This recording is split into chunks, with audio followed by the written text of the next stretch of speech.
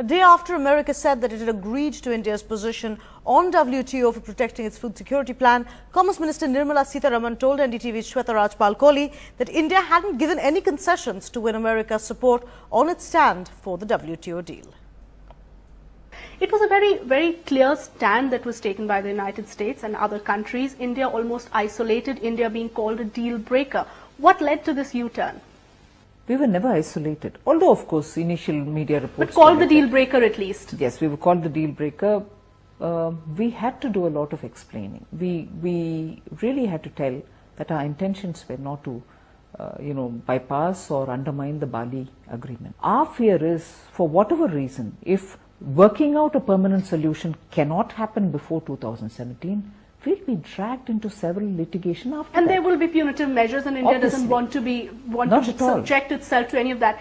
And the timing of it is very crucial because it comes just ahead of the G20 meeting, where again WTO negotiations and the trade facilitation agreement is likely to be discussed among the G20 members. But this in many ways emerges as a real victory for Prime Minister Modi when he is meeting up with world leaders, because on one hand, on the global platform, you managed to get the deal India's way. On the other hand, domestically, it's a big boost for him as well, because you've managed to protect the interests of farmers. Absolutely. Whilst I agree with every one of these lines that you've said, and certainly the leadership of the Prime Minister has made a big difference.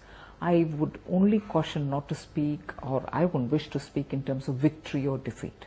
Just as we would want to take care of our Indian interests, interests of our farmers, interests of our poor who need that support, I think it is important to understand we also believe in trade facilitation. Right. So it's not as if some compromise, nothing at all. We've stood our ground, just as we've been reiterating from the beginning that we believe in trade facilitation. But so there is no give and take here. India has not given any concessions. Absolutely not. It's all talking about the course correction which Bali agreement requires.